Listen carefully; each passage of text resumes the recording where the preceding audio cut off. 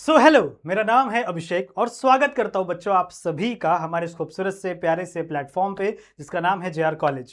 तो यार कैसे आप सभी लोग, आई होप आप लोग एकदम बढ़िया होंगे, आप लोग की पढ़ाई एकदम बढ़िया चल रही होगी।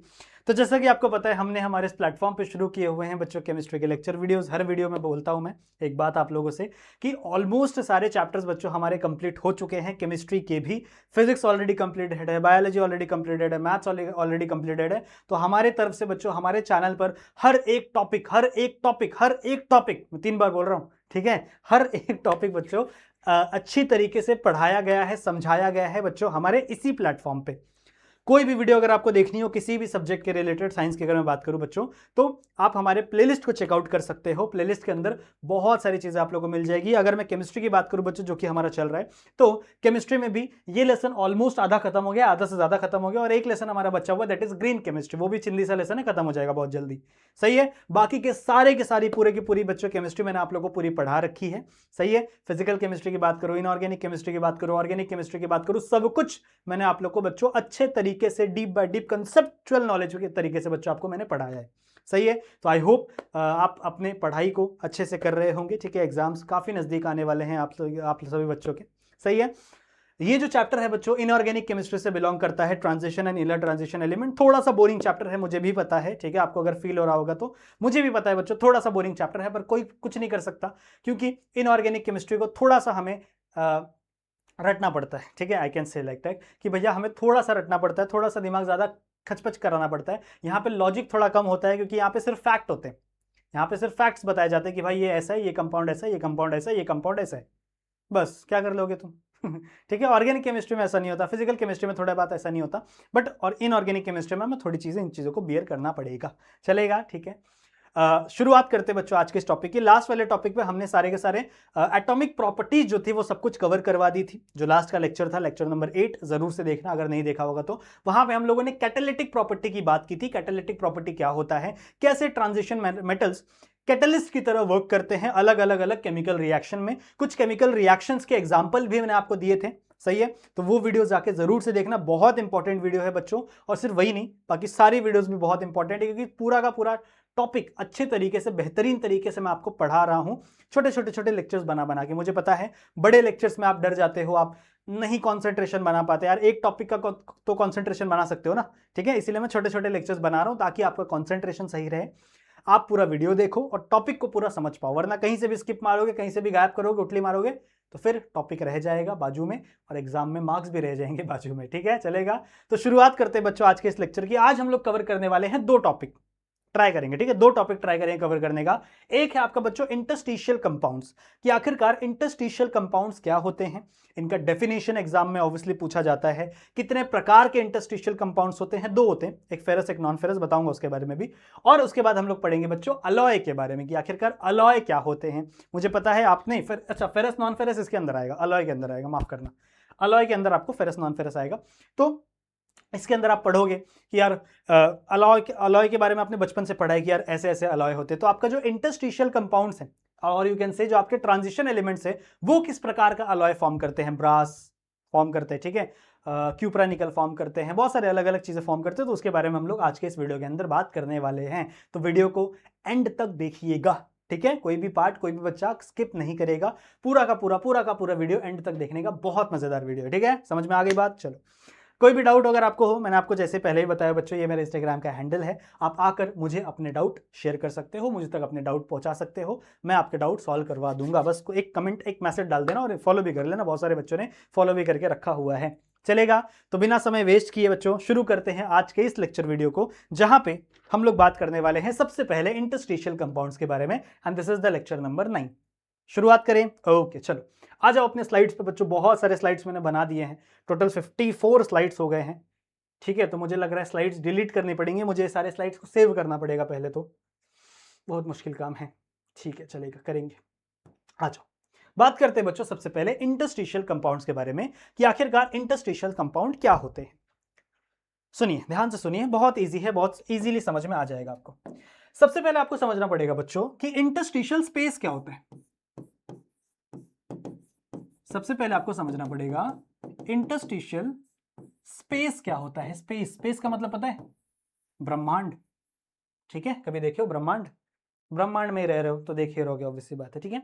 हाँ, इंटरस्टिशियल स्पेस का मतलब क्या होता है बच्चों? देखो साइंस में इंटरस्टिशियल वर्ड हम उस जगह के लिए लगाए जाते हैं जो जगह खाली हो, जो जगह वेकेंट हो, ठीक है। जो जगह बच्चों क्या हो, यू कैन से, दो लाइन क्यों आ गए, यू कैन से बच्चों जो जगह क्या हो, खाली हो, मतलब जिस जगह पर कोई चीज नहीं प्रेजेंट हो, खाली जगह हो। और यू कैन से, इसको आप इंग्लिश में बोल सकते हो वेकेंट स्पेस। वेकेंट स्पेस मतलब खाली जगहों को आप क्या बोलते हो बच्चों? खाली जगहों को आप क्या बोलते हो? इंटरस्टिशियल। या फिर मान लो कोई रैंडम चीज है, कोई खाली जगह पे कोई एक सेल पड़ा है तो इंटरस्टिशियल सेल बोल देते हैं हम लोग। जैसे अगर आप लोग ने बायोलॉजी पढ़ा होगा, बायोलॉजी का जो सेकंड लेसन था उसमें अगर आपने मेल रिप्रोडक्टिव सिस्टम पढ़ा होगा, तो मेल रिप्रोडक्टिव सिस्टम के टेस्टिस के अंदर टेस्टिस के अंदर ये होता है ना, क्या बोलते हैं, सेमिनिफेरस ट्यूब्यूल, ठीक है। सेमिनिफेरस ट्यूब्यूल टेस्टिकुलर लॉब के अंदर प्रेजेंट, टेस्टिकुलर लॉब के अंदर प्रेजेंट होता है सेमिनिफेरस ट्यूब्यूल। सेमिनिफेरस ट्यूब्यूल के अंदर एक छोटा सा सेल होता है जिसको हम लोग इंटरस्टिशियल सेल बोलते हैं, जिसको लेडिक सेल भी कहा जाता है। तो इंटरस्टिशियल सेल मतलब क्या, कि वो रैंडमली किसी भी खाली सी जगह पे पड़ा हुआ सेल है, समझ रहे? इंटरस्टिशियल मतलब क्या, इंटरस्टिशियल स्पेस, खाली स्पेस, उस खाली सी स्पेस पे एक सेल पड़ा हुआ है, इसीलिए उसको इंटरस्टिशियल सेल बोला जाता है। समझ में आई बात? तो इंटरस्टिशियल का मतलब क्या होता है बच्चों? एक खाली सी जगह, एक खाली सी जगह, एक खाली सी जगह बच्चों, एक वेकेंट सा स्पेस बच्चों, उसे हम लोग बोलते हैं इंटरस्टिशियल स्पेस। अब हम लोग बायोलॉजी तो नहीं पढ़ रहे भैया, केमिस्ट्री पे वापस आ जाओ। मान लो बच्चों मैंने एक क्रिस्टल लैटिस बनाया है, याद करो लेसन नंबर 1, मैंने एक क्रिस्टल लैटिस बनाया है, लैटिस, ध्यान से सुनो। एक मान लो बच्चों मैंने क्रिस्टल लैटिस बनाया। क्रिस्टल लैटिस में क्या होता है बच्चों? एटम्स होते हैं। तो एटम्स एक ऑब्वियसली बात है क्रिस्टलाइन सब्सटेंस है, तो एटम एक बच्चों एक अच्छे तरीके से रेंज में, ऑर्डर में अरेंज होंगे, ऑब्वियसली बात है। तो ऐसे कुछ मान लो आपके क्रिस्टल्स अरेंज है, फॉर एन एग्जांपल ऐसे आपके एटम्स क्या हैं बच्चों? अरेंज है। समझ में आई बात? समझ में आई? ये आपका एक क्रिस्टल लैटिस है, this is for an example, this is a crystal lattice, ये एक टाइप का क्रिस्टल लैटिस है बच्चों। अच्छा, ये सारे क्या हैं? ये एटम्स हैं। तो can I mark it, these are the atoms of crystal lattice, you can say atoms of crystal lattice। Crystal lattice के बच्चों छोटे छोटे एटम्स हैं। अगर आप ध्यान से देखो तो इन क्रिस्टल लैटिस के एटम्स के बीच में कुछ खाली जगह आपको देखने के लिए मिल रही है। अगर आप ध्यान से देखो, ध्यान से, गौर से, एकदम ध्यान से, आप लोग ने पढ़ा Frenkel effect, Schottky effect. Schottky effect में भी यही होता है, यहाँ पे पॉजिटिव नेगेटिव चार्ज आ जाता है ना। तो ये जो खाली जगह है, ये जो खाली स्पेस दिख रहा है between the atoms, between the atoms बच्चों, ये जो खाली स्पेस दिख रहा है, एक्चुअली ये स्पेस इतनी ज्यादा नहीं होती, थोड़ी कम स्पेस होती है, पर मैंने आपको समझाने के लिए बनाया है। ये थोड़ी खाली स्पेस आपको दिख रही है, दिस वेकेंट स्पेस, ये जो वेकेंट स्पेस है ना बच्चों, ये वाला इतना, मतलब कोई भी हो सकता है, ये वाला भी हो सकता है, ये बीच बीच में जो भी वेकेंट स्पेस है बच्चों, this vacant space is nothing but interstitial space. इसी स्पेस को हम क्या कहते हैं? इसी जगह को हम क्या कहते हैं? इसी खालीपन को हम क्या कहते हैं? इंटरस्टिशियल स्पेस कहते हैं। अच्छा, इतनी बातें समझ में आ गई? मेरे को बताओ। मुझे नहीं लगता ये आप किसी बच्चों को नहीं समझ में आएगा, मुझे लगता है ये बात आपको समझ में आ गई होगी कि सर इंटरस्टिशियल स्पेस मतलब क्या होता है? खाली स्पेस, जो स्पेस वेकेंट होती है, खाली होती है, उसे हम इंटरस्टिशियल स्पेस बोलते हैं। मान लो मैंने क्रिस्टल लैटिस बनाया, इस क्रिस्टल लैटिस में बच्चों बहुत सारे एटम्स एक ऑर्डर में अरेंज है। आप लोगों ने लेसन नंबर 1 पढ़ा होगा, नहीं पढ़ा होगा तो पढ़ो, बहुत इंपॉर्टेंट लेसन है, ठीक है। तो एक ऑर्डर में अरेंज है सारे के सारे एटम्स, सही बात है। अच्छा, इन एटम्स के बीच का जो खाली स्पेस होता है, that space is nothing but a interstitial space, सही बात है। अच्छा, अब जैसे मान लो ये किसी दूसरे एक एलिमेंट का एटम है, बहुत बड़ा एक एलिमेंट है, उसका क्रिस्टल लैटिस है। जैसे मान लो ये क्रोमियम का क्रिस्टल लैटिस है, क्रोमियम होगा, क्रोमियम सॉलिड फॉर्म में एग्जिस्ट करता होगा, क्रोमियम एक मेटल है, तो इस मेटल का मान लो फॉर एन एग्जांपल ये क्या है? क्रिस्टल लैटिस है। अब इसके बीच में खाली स्पेस है माफ करना सॉरी, इसके बीच में बच्चों क्या है? खाली स्पेस है।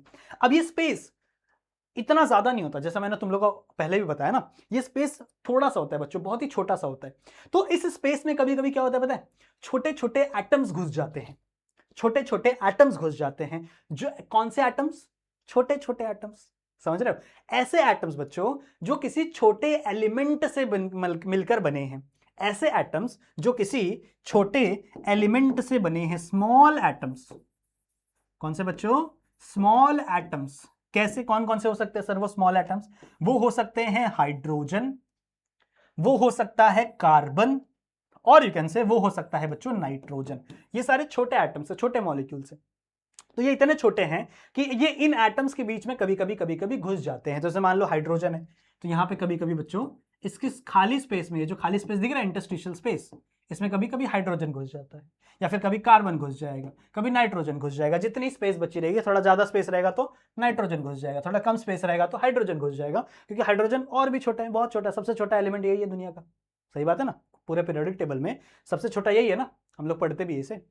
तो बच्चों हमने क्या देखा कि एक क्रिस्टल लैटिस है, एक क्रिस्टल लैटिस है, इस क्रिस्टल लैटिस के बीच में जो खाली स्पेस था दैट इज इंटरस्टिशियल स्पेस, उस स्पेस में कुछ छोटे छोटे छोटे एलिमेंट्स घुस गए हैं, कुछ छोटे छोटे एलिमेंट्स क्या हो गए वहां पर बैठ गए हैं। वो एलिमेंट कौन कौन से हो सकते हैं? हाइड्रोजन, कार्बन और नाइट्रोजन। ठीक है, कोई भी हो सकता है, हाइड्रोजन हो सकता है, कार्बन हो सकता है, नाइट्रोजन हो सकता है, कोई भी हो सकता है इन तीनों में से। ठीक है, तो अब ये जो कंपाउंड बना है, अब ये जो कंपाउंड बना है, this compound is called as interstitial compound. अब इस कंपाउंड को मैं क्या कहूंगा? इंटरस्टिशियल कंपाउंड कहूंगा। I hope I am very clear, I hope बच्चों आई एम वेरी क्लियर, समझ में आ गया? इंटरस्टिशियल कंपाउंड समझ में आ गया। कैसे कंपाउंड्स होते हैं? वो एक क्रिस्टल लैटिस के खाली जगहों पर कुछ स्मॉल एटम्स घुस जाते हैं। That small atoms can be hydrogen, that can be carbon, that can be nitrogen. ये कहां घुस जाएंगे बच्चों? इन छोटे छोटे बीच के दरारों में, स्पेस में कहीं भी एडजस्ट हो जाते हैं। समझ रहे हो? तो इससे जो कंपाउंड बनता है, अब जैसे मान लो हाइड्रोजन घुस गया तो ये क्रोमियम का हाइड्राइड वर्जन बन गया। अगर कार्बन घुस गया तो वो कार्बाइड वर्जन बन गया। समझ में आई बात? तो इसका तो थोड़ा सा एटम जो मॉलिक्यूल है ना वो भी थोड़ा चेंज हो जाता है, मतलब ये लैटिस थोड़ा चेंज हो जाता है। अब अगर इसके बीच में छोटे छोटे एटम्स घुस गए हैं, कार्बाइड घुस गया जैसे मान लो, तो वो एटम और भी स्ट्रांग हो जाएगा। अगर इसके बीच में बच्चों छोटे छोटे कार्बन के एटम घुस गए तो वो एटम और भी स्ट्रांग हो जाएगा। क्यों? क्योंकि इनके बीच का इंटरमोलिकुलर फोर्स ऑफ अट्रैक्शन और बढ़ जाएगा, और जितना ज्यादा इंटरमोलिकुलर फोर्स ऑफ अट्रैक्शन उतना ज्यादा एटम स्ट्रांग, तो इनका मेल्टिंग पॉइंट बढ़ जाता है। यू कैन से स्ट्रांग हो जाते हैं, हार्ड हो जाते हैं। ये जो एलिमेंट्स हैं ये हार्ड हो जाते हैं, स्ट्रांग हो जाते हैं। अगर कार्बाइड घुस रहा है बच्चों तो डायमंड जितना हार्ड हो जाता है। अगर कोई कार्बन घुस रहा है ना तो कार्बाइड बन गया ना बच्चों। अगर कार्बन घुस रहा है किसी भी एलिमेंट के बीच में तो उस एलिमेंट का कार्बाइड बन गया, तो वहां पे क्या फॉर्म हो जाता है पता है? वो इतना एलिमेंट हार्ड हो जाता है, जैसे डायमंड, डायमंड पता है आपको? डायमंड की तरह वो एलिमेंट हार्ड हो जाता है। सिमिलरली अगर हाइड्राइड बन गया यहाँ पे, अगर हाइड्रोजन बहुत सारा घुस गया तो वो जो एलिमेंट होगा जिसमें बहुत सारा हाइड्रोजन घुस गया उसके क्रिस्टल लैटिस में, वो एलिमेंट से आप रिडक्शन करवा सकते हो किसी दूसरे एलिमेंट का, किसी दूसरे कंपाउंड का रिडक्शन करवा सकते हो। क्यों? क्योंकि इसके अंदर बच्चों क्या प्रेजेंट हो गया? हाइड्रोजन प्रेजेंट हो गया। So these are some properties जो मैं आपको ऑलरेडी पढ़ाऊंगा, टेंशन मत लो, वो भी मैं आपको पढ़ाऊंगा। पर मेरा पहला मकसद था बच्चों कि आपको पहले समझा देना कि क्रिस्टल लैटिस, इंटरस्टिशियल कंपाउंड्स होते क्या हैं। क्लियर है? नोट करो इतना प्लीज, बहुत इंपॉर्टेंट है ये बच्चों, ये बहुत इंपॉर्टेंट है। समझ रहे हो? ये बहुत इंपॉर्टेंट है, इसका डेफिनेशन वगैरह कभी कभी पूछता है, तो ये टॉपिक थोड़ा सा मार्क करके रखना, वेरी वेरी इंपॉर्टेंट। ठीक है, स्क्रीनशॉट ले लेना प्लीज। ले लिया स्क्रीनशॉट? वीडियो को पॉज करके ले लिया करो यार, इतना वेट हम थोड़ी करेंगे। अच्छा, तो ये मैंने बच्चों यहां पर डेफिनेशन लिखा हुआ है, जो मैंने आपको अभी सिखाया, अभी समझाया, अभी पढ़ाया, उसका एक छोटा सा प्यारा सा डेफिनेशन मैंने यहां पर फॉर्म किया है। क्या बोला है मैंने बच्चों? द कंपाउंड इन विच, ऐसा कंपाउंड जिसके अंदर small atom like hydrogen, carbon, nitrogen, small atoms like hydrogen, carbon, nitrogen are trapped, क्या हो जाते हैं बच्चों? वो फंस जाते हैं, ट्रैप हो जाते हैं। कहां पे? In the interstitial space with in the crystal lattice. समझ में आई बात? अब डेफिनेशन समझ में आ रहा है कि आपके जो स्मॉल एटम्स थे, कौन कौन से स्मॉल एटम बच्चों? वो हाइड्रोजन हो सकता है, वो कार्बन हो सकता है, वो नाइट्रोजन हो सकता है। हाइड्रोजन सबसे छोटा, कार्बन उससे बड़ा, और नाइट्रोजन उससे भी बड़ा। ठीक है, तो ये क्या हो जाते हैं बच्चों? ट्रैप हो जाते हैं, फंस जाते हैं। ठीक है, ये क्या हो जाते हैं? फंस जाते हैं। कहां पे? इंटरस्टिशियल स्पेस में। इंटरस्टिशियल स्पेस मैंने आपको बताया कहां पे होता है, this is the crystal lattice. ठीक है, यहां पे ऐसे एटम्स रहते हैं, सही है, this is the atoms, arrangement of atoms, और इन एटम्स के बीच का जो खाली स्पेस है बच्चों, that space is nothing but interstitial space. तो इस स्पेस में बच्चों कौन अटक जाता है, कौन ट्रैप हो जाता है? छोटे छोटे एटम्स अटक जाते हैं। कौन कौन से? कार्बन, हाइड्रोजन, नाइट्रोजन के हो सकते हैं बच्चों वो। ऐसे कंपाउंड्स को हम लोग क्या कहेंगे? ऐसे कंपाउंड्स को हम लोग कहेंगे बच्चों इंटरस्टिशियल कंपाउंड्स। ऐसे कंपाउंड्स को हम क्या कहेंगे बच्चों? Interstitial compounds. तो आई होप आपको इंटरस्टिशियल कंपाउंड समझ में आ गया होगा। ठीक है, मेरा यही मोटिव था कि आपको समझ में आ जाए। अब इसकी कुछ प्रॉपर्टीज है बच्चों, जो मैंने आपको बताई थोड़ा थोड़ा, वही इसकी प्रॉपर्टीज है, वो भी देख लो क्या क्या लिखा हुआ है। पहली बात, ये hard and the good conductor of heat and electricity. मैंने अभी आपको बताया कि ये हार्ड हो जाएंगे, ऑब्वियसली बात है। क्यों हार्ड हो जाएंगे? क्योंकि इनके बीच का इंटरमोलिकुलर फोर्स ऑफ अट्रैक्शन बढ़ जाएगा।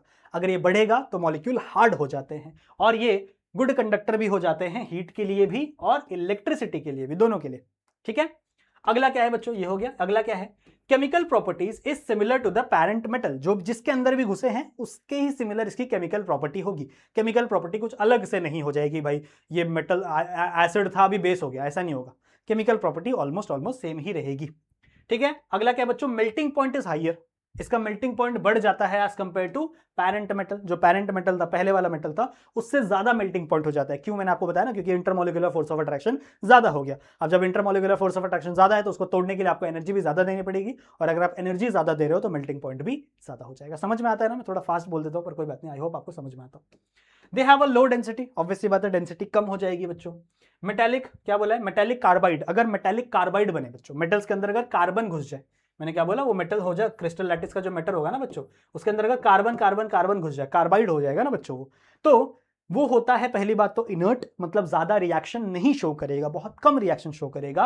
And it become hard as diamond. जैसा मैंने तुमको पहले भी बताया, ये कैसा हो जाएगा बच्चों? बहुत ही सख्त हो जाएगा, बहुत ही हार्ड हो जाएगा।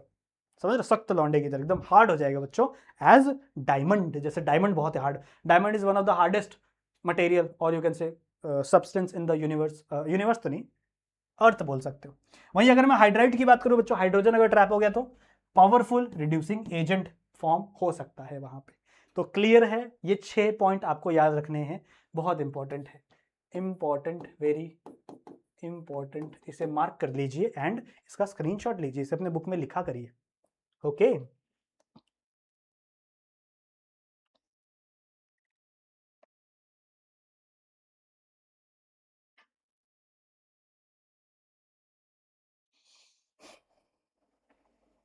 हो गया? डन है बच्चों? ओके, चलो, तो आई होप आपको इंटरस्टिशियल मेटल समझ में आ गया होगा कम से कम समय में। ओके, चलो शुरू करते हैं अगला टॉपिक। अगला टॉपिक है हमारे पास, कहां गया? Alloy. Next topic we have alloy. What is mean by alloy?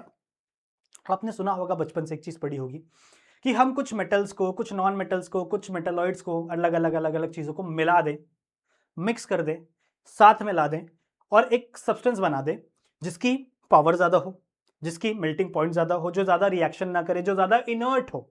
ऐसा कंपाउंड बनाने का हम ट्राई करते हैं, उसे ही हम अलॉय कहते हैं। बचपन में हमने एक डेफिनेशन पढ़ी थी बच्चों अलॉय की, जो कि डेफिनेशन अब हम नहीं यूज कर सकते। अब की डेफिनेशन मैं आपको बताऊंगा, 12th में हो ना, तो डेफिनेशन थोड़ी सी हार्ड हो जाएगी, थोड़ी सी डिफिकल्ट हो जाएगी, वो मैं आपको लिख के दूंगा। पर बचपन वाली डेफिनेशन क्या थी कि अलॉय क्या है? Mixture of elements of with metal और मेटल एंड मेटल और नॉन मेटल। यही आप लोगों ने पढ़ा है ना, व्हाट इज अलॉय?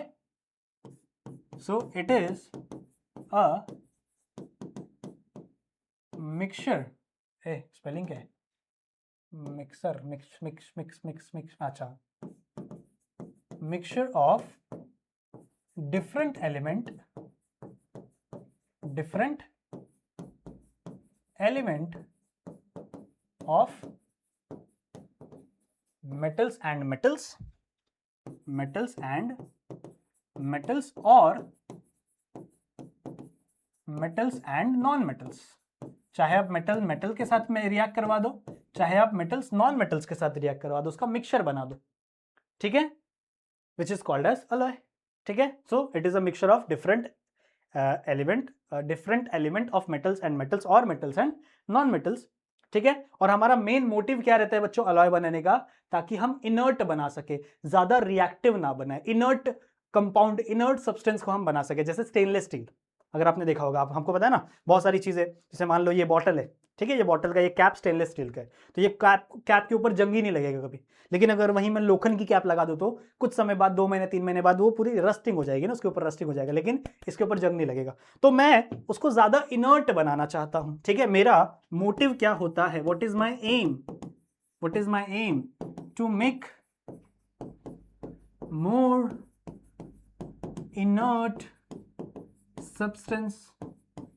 ज्यादा से ज्यादा मैं इनर्ट सब्सटेंस बनाना चाहता हूं। इसका मतलब क्या है बच्चों कि जो ज्यादा केमिकल रिएक्शन शो ना करे, does not show chemical reaction, और you can say more chemical reaction, वो चीज आप समझ जाते हो। तो ये चीजें बचपन में हम लोगों ने पढ़ी थी ना, सॉरी मिटा क्यों रहा हूं मैं, ये चीजें बच्चों हमने बचपन में पढ़ी थी, बचपन में पढ़ी थी हम लोगों ने ये चीजें। पर अभी हमको इसका डेफिनेशन ऐसा नहीं देना, हमको कैसा डेफिनेशन देना बच्चों, mixture of metal and non metal है। ऑब्वियसली बात है बच्चों, हम लोग यहाँ पर ट्रांजिशन मेटल्स के बारे में पढ़ रहे हैं ना, तो हम लोग मेटल्स की ही बात करेंगे। मैं क्या बोलूंगा कि मान लो ये एक मेटल का क्रिस्टल लैटिस है, मैं क्या बोलूंगा ये कोई मेटल है, मान लो कॉपर है, ठीक है, मान लो कॉपर है, ठीक है। तो कॉपर का ये क्रिस्टल लैटिस है, इसमें बहुत सारे कॉपर के एटम होंगे, इसमें क्या होंगे बच्चों, बहुत सारे कॉपर के एटम होंगे, सही बात है। मैंने लाया निकल, क्या लाया, निकल, ठीक है। और उसके एटम्स को क्या डाल दिया बच्चों, इसी के क्रिस्टल लैटिस के अंदर डाल दिया, उसी के एटम्स को क्या डाल दिया बच्चों, इसके क्रिस्टल लैटिस के अंदर डाल दिया। तो यहां पे भी तो वही चीज है, यहां पे भी तो मैंने क्या बनाया, कॉपर और निकल का क्या बनाया है, मिक्सचर ही तो बनाया है। तो डेफिनेशन तो कुछ वैसी ही है, पर यहां पे आपकी डेफिनेशन थोड़ी सी मॉडिफाई हो जाएगी। यहां पे आप क्या लिखोगे, यहां पे आप ऐसा लिखोगे कि हम क्या करेंगे, हम ये करेंगे सर जी कि एक मॉलिक्यूल, एक मेटल के क्रिस्टल लैटिस में दूसरे मेटल को डाल देंगे, दूसरे मेटल को इंट्रोड्यूस करवा देंगे और वहां से एलॉय का फॉर्मेशन होता है। तो ये तो आपको पता ही है, पर यहां से एक नई डेफिनेशन बनती है बच्चों एलॉय की, जो मैंने यहां पर आपके सामने लिखी हुई है, that is nothing but atoms of one element, किसी एक एलिमेंट का एटम आर डिस्ट्रीब्यूट कर दिया जाता है randomly into the lattice of another metal. मतलब किसी दूसरे मेटल के लैटिस में, किसी दूसरे मेटल के क्रिस्टल लैटिस में, जहां पे उसके मेटल्स एटम्स प्रेजेंट होंगे, वहां पर मैं किसी दूसरे एलिमेंट्स का जो एटम्स होगा उसे क्या कर दूंगा, डिस्ट्रीब्यूट कर दूंगा। मतलब उसको क्या कर दूंगा, उसके क्रिस्टल लैटिस के अंदर मैं उसे डाल दूंगा। ऐसी चीजों को हम लोग कहते हैं बच्चों अलॉय। ऐसी चीजों को हम लोग क्या बोलेंगे बच्चों, ऐसी चीजों को हम लोग क्या बोलेंगे, अलॉय। तो ये थोड़ा सा मॉडिफाइड डेफिनेशन है, इस डेफिनेशन को आपको याद रखना है बच्चों, वेरी इंपॉर्टेंट, इस डेफिनेशन को आपको याद रखना है। अच्छा ठीक है सर जी, इतना हम याद कर लेंगे, ओके ओके ओके। दो टाइप्स है बच्चों अलॉय के, दो टाइप के अलॉय के। एक है बच्चों आपका फेरस अलॉय, स्पेलिंग देख लूं, फेरस अलॉय, और एक है आपका non ferrous alloy, non ferrous alloy. Let me check the spelling, FERROUS, am I right? Yes, am I right? I am very right. ठीक है, चलो समझ में आ गया बच्चों, इतना समझ में आ गया। आयन का मतलब समझ में, अलॉय का मतलब समझ में आएगा। अलॉय क्या होता है कि एक एलिमेंट को आपने क्या किया, डिस्ट्रीब्यूट कर दिया, एक एलिमेंट को आपने क्या किया, डिस्ट्रीब्यूट कर दिया रैंडमली किसी दूसरे मेटल के अंदर। अब दो टाइप है बच्चों अलॉय हमारे पास, दो टाइप है अलॉय के। एक है बच्चों आपका फेरस अलॉय। फेरस मतलब क्या होता है बच्चों, फेरस का मतलब होता है आयन, आयन मैन यानी Fe। नॉन फेरस मतलब जहां पे Fe प्रेजेंट नहीं होगा, यहां पे Fe प्रेजेंट होगा, यहां पे Fe प्रेजेंट नहीं होगा। लिखने का तरीका कैसा होना चाहिए सर, आप ऐसा लिखोगे कि atoms of one element are distributed, same तरीके से, ठीक है, सेम तरीके से, atoms of one element are distributed in the ferrous atom. नहीं समझा? फॉर एन एग्जाम्पल मैं आपको समझाता हूं, ये है बच्चों आयरन, और ये आयरन का क्रिस्टल लैटिस है। आयरन पता है ना, Fe पता है ना, science teacher very crude man, free coaching never cousin, free free free free Fe, ठीक है। तो ये आयन का बच्चों, यहां पर ये क्रिस्टल लैटिस है, मान लो यहां पे एटम्स प्रेजेंट है आयन के, ठीक है, आयन का क्रिस्टल लैटिस है। तो अगर इस आयन के क्रिस्टल लैटिस में मैंने क्या किया, मैंने कोई दूसरा एलिमेंट डाल दिया, इस आयन के क्रिस्टल लैटिस में मैंने रैंडमली क्या कर दिया बच्चों, कोई दूसरा क्रिस्टल लैटिस डाल दिया, तो यहां पर एक अलॉय फॉर्म होगा, यहां पर एक अलॉय फॉर्म होगा। किसके साथ फॉर्म होगा बच्चों, ये जो रेड वाला एलिमेंट है उसके साथ, आयन के साथ फॉर्म होगा। मतलब जैसे मान लो कोई भी आपका एक रैंडम एलिमेंट है, वो एलिमेंट का अलॉय किसके साथ फॉर्म होगा, Fe के साथ फॉर्म होगा, यानी आयन के साथ फॉर्म होगा। किसके साथ फॉर्म होगा बच्चों, आयन के साथ फॉर्म होगा। तो ऐसा अलॉय जिसमें आयन प्रेजेंट हो, जिसमें क्या प्रेजेंट हो, Fe प्रेजेंट हो, उसे आप फेरस अलॉय कहोगे। और जिसमें आयन प्रेजेंट ना हो, जिसमें आपका कोई भी एलिमेंट किसी दूसरे एलिमेंट के अंदर, किसी दूसरे मेटल के अंदर आप इजीली डाल दो, ऐसे ही डाल दो दूसरे मेटल के अंदर, other than Fe, other than ion के अलावा किसी दूसरे मेटल के अंदर क्रिस्टल लैटिस में आप किसी एलिमेंट को डाल दो, ऐसे अलॉय को आप नॉन फेरस अलॉय कहोगे। Am I clear? इसका डेफिनेशन मैं आपको बता देता हूं, अच्छे से लिखवा देता हूं। जस्ट सेकंड बाउलको, इसका डेफिनेशन रुको, ये मिटा रहा हूं मैं, ठीक है। यहां पे सिर्फ आयन यूज होगा, वहां पे आयन नहीं यूज होगा। इसका डेफिनेशन कैसे होगा सर जी, बता दीजिए। इसका डेफिनेशन आप लिखोगे बच्चों, इन दिस केस आप कैसे लिखोगे, atom of one element are distributed randomly, atom of one element, कोई भी एलिमेंट हो सकता है, ये मेटल नॉन मेटल कुछ भी हो सकता है, atom of one element are distributed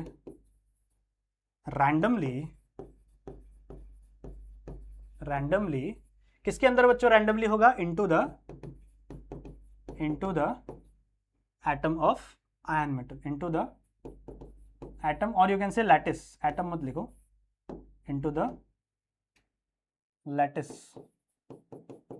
lattice of किसका बच्चों, आयन मेटल का।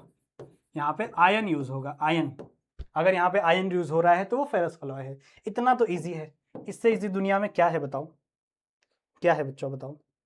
इसके एग्जांपल्स है बच्चों मेरे पास, इसके एग्जांपल्स हैं क्रोमियम स्टील, निकल स्टील और स्टेनलेस स्टील। सारे स्टील वाले एग्जांपल इसी में डाल दो, ठीक है।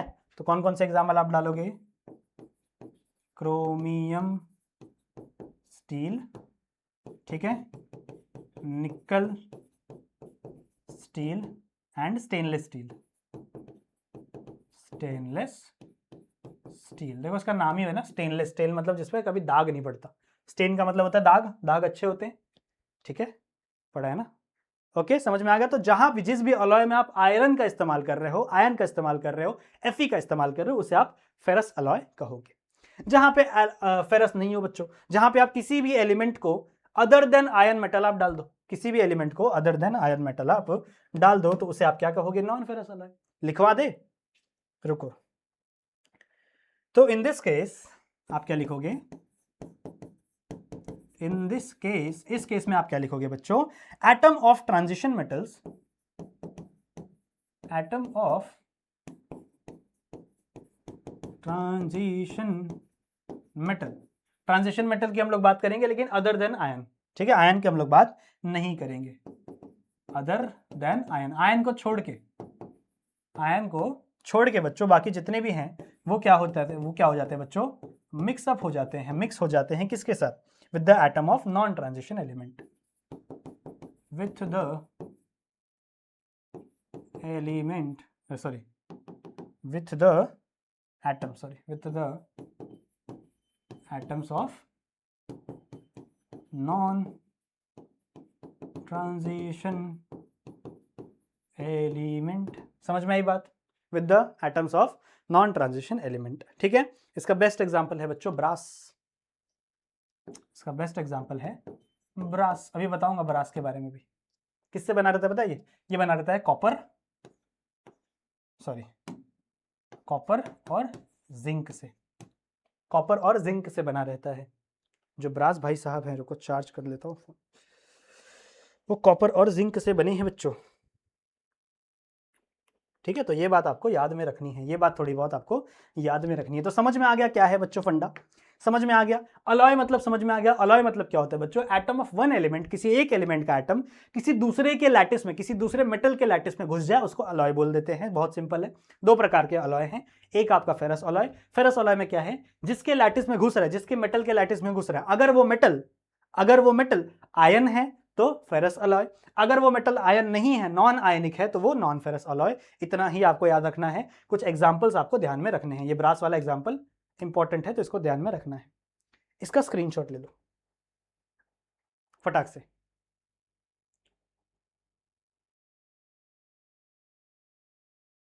ले लिया,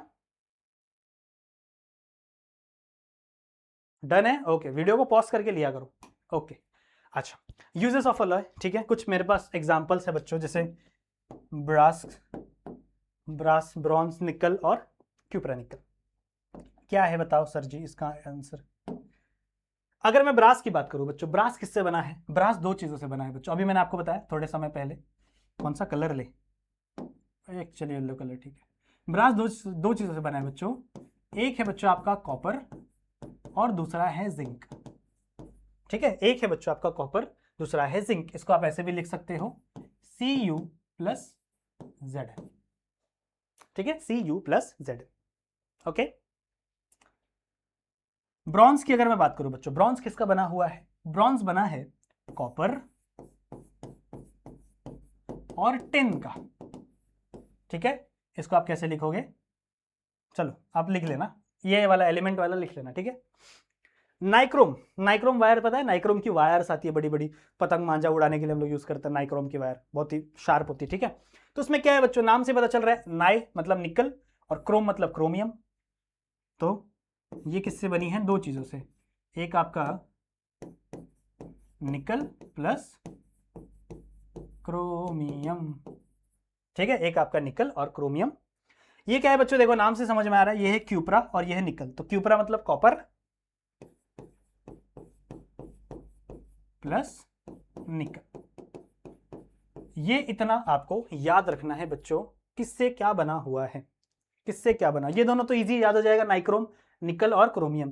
क्यूप्रा निकल, कॉपर और निकल, ये दोनों याद नहीं होता बच्चों को, तो इसको ऊपर नीचे लिखो, पहले ब्रास लिखो फिर ब्रॉन्ज लिखो, पहले ब्रास फिर ब्रॉन्ज।